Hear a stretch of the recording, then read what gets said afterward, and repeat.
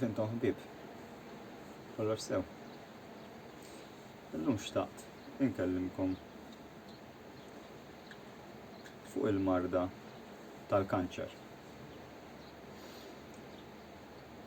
Qed naħseb fuq din il-marda għaliex finalment hija waħda minn dawk il-mart li il-bniedem tant jibża minnhom. Li hija marda qerrieda.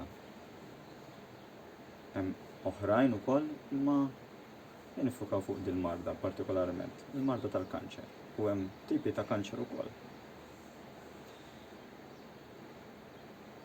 Dal-kanċer kif jiġi?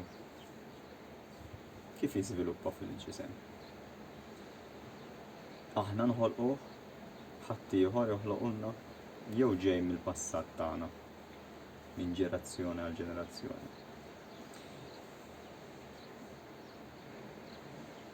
Jiena noqgħod naħseb dil-ħaġa li ċertu affarijiet meta nqogħdu nirraġunaw dak li jiġri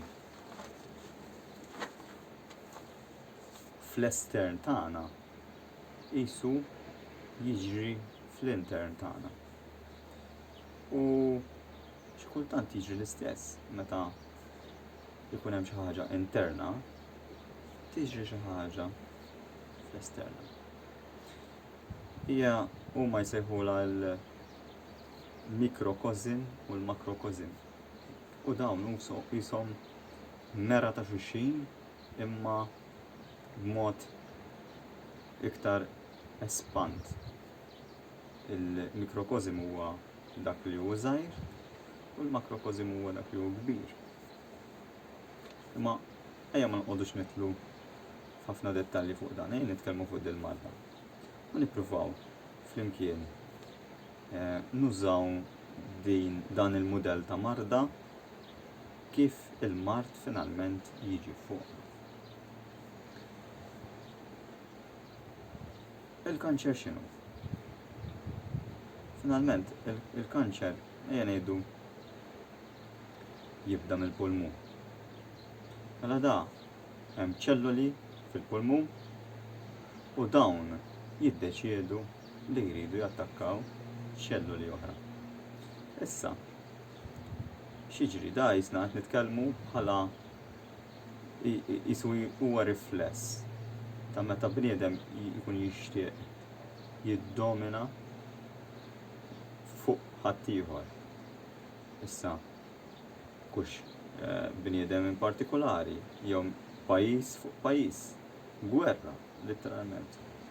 Mela da bażikament, kanċer huwa qisu eżempju ta' gwerra li qed tinħoloq fil-ġisem tagħna. U bażikament di tibda minn dik iċ-ċellola li tgħid jiena rrid niddomina dan il-pajjiż, dan il-ġisem.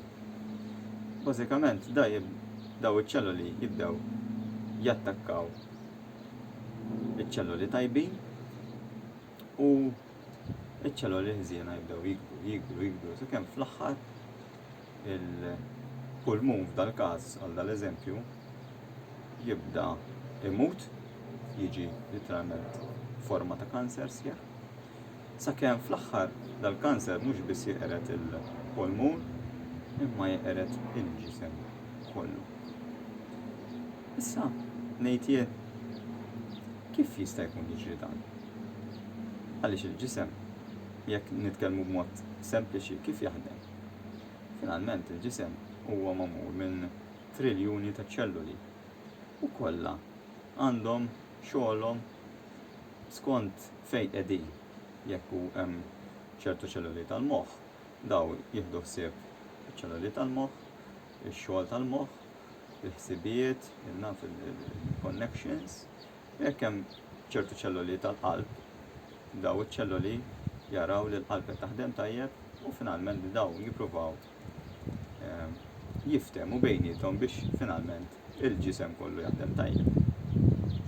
Finalment daw iċ-ċelloli huma jisom f'agreement f'unità flok fuq fi gwerra għal kanċer huma f'unità li jieħdu ħsieb l-ambjent tagħhom, tal-każ li fil-moħħ u l-qalb u l-organi kollha, u finalment kif jaraw li hemm xi tip ta' problema, jaraw biex jiddefendu u jirranġaw il-ġisem kollu. Finalment jekk nippruvaw nqabblu bejn il-kanċer u l-ġisem, il-kanċer finalment xogħol huwa li jasal sal-mewt u l-ġisem tagħna magħmul għall-ħajja. Kif dawn l-opposti jiltaqgħu ġol l-istess organizmu? X'joħloq dal-kanċer? Bħalma kemm il-darba tilkom fuq videos oħrajn, hemm diversi affarijiet li joħolqu dawn l-affarijiet dal-kanċer. Da finalment il-kanċer ma jibdix bil-fors mill-ewwel bħala kankru, imma jista' jkun jiżviluppa bil-mod jibda b'infjammazzjoni jaf fl-istonku, fis-sistema diġestiva, dan imur fid-demm, l-infiammazzjoni tmur fid-demm u jaf minn hemm skont fejn tiżvolġi jifforma xi tip ta' kankru u minn hemm mbagħad jibda kollox. Mela għandur biċċa żgħira fuq dawn l-affarijiet li jiena dejjem ngħid. Il-laħam. Il-laħam huwa wieħed minn dawn li huwa famuż li joħloq il-kanser. Di mhux jien biss ngħidha ma' d-Dipartiment tas-Saħħa bekk jgħidulkom biex toqgħodu attenti kemm tiklu laħam. Finalment din il-laħam meta aħna nikluh il-ġisem jikkrea ħafna għaxtu, dal-għaxtu stess jibda joqtol ċertu ċelluli mill-ġisem tagħna u bekk jibda jinħoloq ċertu infjammazzjoni u minn hemm jaf jiżvolġi problemi oħrajn bħal kankru. Mbagħad hemm il-gluten. Dal-gluten finalment meta aħna niklu għal-ħobs. Da finalment meta aħna nikluh il-ġisem jaktivatja l-immune system u minn hemm jibda juża dawn l-antigens u jipprova jattakka daw il-biċċiet tal-ħobs għaliex jarahom bħala invażuri tal-ġisem li ħajamlu ħsara. Issa f'dan il-każ jista' jkun l-istadattant jibda jattakka parti mill-ġisem tiegħu stess li huwa tajjeb u li bħal meta tispara lil xi ħadd u sa dan it-tant qed tolqot ukoll ċertu postijiet tajbin ukoll. Mbagħad hemm it-sokkor. It-sokkor. Mhux qed nitkellem essax fuq il-frott għalkemm fih it-sokkor ukoll u rridu noqogħdu attenti kemm nieħdu frott. Mhux nagħmlu ġurnata niklu l-frott u mbagħad tibgħu nippretendu li nkunu f'saħħitna għaliex il-frott stess fih ċertu ammont ta' zokkor, imma speċjalment dak it-zokkor huwa proċessat li finalment magħmul mill-bniedem u da iħeġġeġ li joħloq ċertu bakterja ħażina u din finalment meta jkollna ċertu overgrowth ta' din il-bakterja joħloq ċertu problemi u jaf iwassal għall-infjammazzjoni u tibqa' sejra. Mbagħad hemm ukoll ikel proċessat li finalment jirriżulta f'indiġestjoni xi kultant għaliex ċertu ikel proċessat il-ġisem qas biss jarfu jgħid da x'inhu iwarbu jipprova jitfixkel kux huwa ekel jew le u finalment dan jaf joħloq ċertu problemi u l-aħjar nevitaw. Issa daw fuq nutrition qed nitkellmu sewwa, imma possibbli minn nutrizzjoni biss jista' jiġi dal-kankru? Jekk naħsbu fuq il-ħsibijiet, fuq l-emozzjonijiet, fuq is-sentimenti tagħna. X'taħsbu ħbieb? Taħsbu li dawn jaffettwaw ukoll? L-istress. Ħafna professuri jsemmuh l-istress. Stress għandek żgur. Kulħadd għandu l-istress u min m'għandux. Kull darba li nerfgħu ċertu oġġett li jkun tqil qed nagħmlu ċertu stress, nagħmlu ċertu sforz. Hemm livelli mhux hekk. Imma x'inhu l-ikbar stress li joħloq din il-ħsara tant kbira xi wassal. Naħsbu meta aħna nkunu egoisti. Taħsbu li meta aħna ikonna dik il-mentalità egoista li dejjem irridu għalina, fl-istess mod qisna inħeġġu il-ġisimna ikun egoist. Jiena meta naħseb eżempju fil-cravings, cravings ta' zokkor. Is-sokkor bħal xi ċokkolata jew hekk m'għandniex bżonna biex nikluha. Huwa aptit, huwa vizzju, huwa craving. Finalment, meta inti qed tuħu biċċa ċokkolata u inti taf eżempju li tbagħti bid-diarrea, għalfejn ħa toħodha jekk taf li di ħa tagħmellek ċertu effetti fuq il-sistema diġestiva tiegħek. Imma uħud xorta jaħduha għaliex? Għaliex tant dan il-craving ikun kbir li huma ikunu selfish għax iridu dik it-toma, imma finalment ma jimpurtahomx mit-tempju tagħhom stess. Finalment hija xi ħaġa li meta toqgħod taħseb inti qed tissodisfa dak il-pjaċir mentali imma mbagħad qed twarrab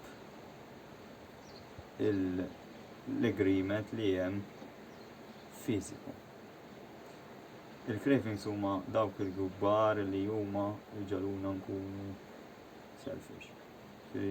Importanti li fejn naraw li hemm ċertu cravings noqogħdu attenti u nippruvaw dejjem nkunu aware li dan li qed nagħmlu huwa vizzju. U nippruvaw kemm jista' jkun neliminaw mill-aktar fis possibbli.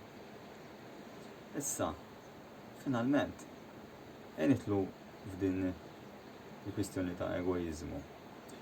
Hemm livelli ta' egoizmu u x'hekk hemm dak il-livell li hemm nuqqas ta' rispett lejn nfusna. U mbagħad hemm it-tieni livell disrispett lejn ħaddieħor.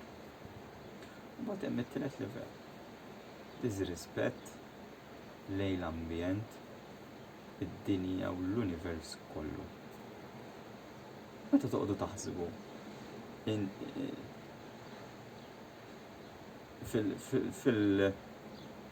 fil-sistema kif jaħdem il-kankru. Mhux l-istess jagħmel. Da finalment, meta l-kankru qed joqtol il-pulmun, qed jiġi jitmejjel mill-pulmun li inti mhux qed tibqa' tieħu nifs, finalment u jgħid jiena rrid nattakka il-dan iċ-ċelluli u jiena ma jinteressanix. Jiena hekk irrid nagħmel u daqshekk. Issa, mela aħna meta nektjaw b'dan il-mod mhux qisna kankru għalina nnifisna, kankru għal ħaddieħor, kankru għad-dinja u l-univers kollu.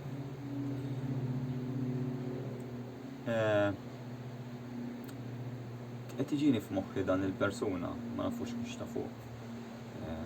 Dan Andy Whitfield kien jaħdem fis-serja ta' Spartacus. U dan kontra dokumentarju jiena u sirt naf li dan fi żmien qasir sar jaf li għandu linfoma huwa kanser fid-diem. U finalment dan miet fi żmien vera qasir, narja xi 18 xahar. Da bażikament jekk taraħ bħala persuna vera bniedem li għandu body perfett, jidher biċ-ċar li jagħmel ċertu tip ta' eżerċizzju huwa stess saħaq fid-dokumentarju li rajt illi ħabba il-film stess kellu bżonn jagħmel ċertu eżerċizzju żejjed biex finalment jidher il-muskulat u jkun tajjeb għall-attur ta' Spartacus. Imma sadattant ukoll għalkemm jien ma nafux żgur personalment imma naqra li rajt mill-dokumentarju jidher li jista' jkun il-każ li kellu problema wkoll fin-nutrition li dan ukoll ma kienx jikol healthy. Jista' jkun il-każ li ma kellux ċans jikol healthy għax tant jkunu busy dawn l-atturi xi kultant li finalment jista' jagħti il-każ. Imma possibbli bl-eżerċizzju li jagħmel ma rnexxilux jisu jikkumpensa dak kollu li ma kienx healthy. U din jisni ma stax nifhimha. Sakemm fl-aħħar jisni qed nirraġuna. Jista' jkun l-atmosfera stess tas-sett li hu kien jaħdem bħala ġelliet u jipprova dejjem jisu ikun dak jisu jipprova naf joqtol il-ħadd ieħor, finalment is-suġġett kien dak dejjem biex jabla f'idejh u jipprova dejjem b'xi mod jew ieħor ikun hemm xi tip ta' ġlied. Jista' jkun b'xi mod dak is-sett iktar ħeġġeġ dal-kankru jiġi ġufieħ. Mhux qed ngħid li jekk hu da ġifieri imma jista' jkun il-każ li affettwa wkoll. Finalment ejja naħsbu fi bniedem ikun bully. U dan finalment hemm dik persuna tkun forsi xi naqa' dgħajfa u da jipprova jiddomina u jikkontrolla u jagħmilha ħajjita miżerja bażikament. Mela dal-bully qisu dal-kankru. Finalment milli qed naħseb jiena min qed jirċievi din l-azzjoni ħażina mill-bully huwa l-ewwel ħaġa li tmut. Bħal meta qed nitkellmu fuq il-kanser u ċ-ċelluli l-oħra. Meta l-kanser jibda jirbaħ, iċ-ċelluli l-oħra huma dawk li qed ibagħtu l-konsegwenza tal-bully. Issa, finalment ejja ngħidu dan qed jibqa' jattakkah u finalment jibqa' sakemm da jibqa' jattakka mhux il-da biss imma jattakka il-ħadd ieħor l-ambjent u d-dinja kollha. L-istess ħaġa jisu bħal meta jiġri fil-ġisem. Dal-kanser jibda jattakka ċ-ċelluli, jattakka l-immune system, finalment joqtol ukoll sakemm joqtol il-ġisem kollu. Imma tinsiex. Once li l-kanser qatel il-ġisem kollu, qatel ukoll lilu nnifsu. Jiġifieri finalment forsi vera l-ewwel li jbagħti huwa dgħajjef, imma ma jfissirx li għax inti xi tip ta' bully ifisser li ħadd għaddi għalixxa għax finalment ħadd bagħti inti wkoll. Jekk aħna nirrealizzaw li finalment dan qed jaffettwa lilna mhux biss moralment, emozjonalment, imma imur oltre, imur ġol fiżiku tagħna, jidħol ġewwa ġod-dem tagħna, ġol organi tagħna. Ma nippruvawx noqgħdu attenti ħbieb. Nibdew naħsbu nqara f'ħadd ieħor, naħsbu fl-ambjent, naħsbu fl-annimali, naħsbu f'kull kreatura li hawn fid-dinja. Insaħħu l-empatija tagħna u nkunu u nimxu b'ċertu rispett. U meta qed nirrispettaw il-ħadd ieħor, awtomatikament nirrispettaw lil nfusna. U meta nħobbu l-ħadd ieħor, nħobbu lil nfusna. U din hija xi ħaġa li jiena rrealizzajt li hija xi ħaġa holistika. Once li aħna naħsbu mod tajjeb lejn ħadd ieħor, dak li aħna naħsbu lejn ħadd ieħor jiġi u jirrifletti għal ġo fina. Li bħal meta tagħmel azzjoni tajba ma' xi ħadd u jirringrazzjak, anzi għas għandu bżonn jirringrazzjak għax inti u tipprepara dak ir-rigal tħossok ġiġa tajjeb.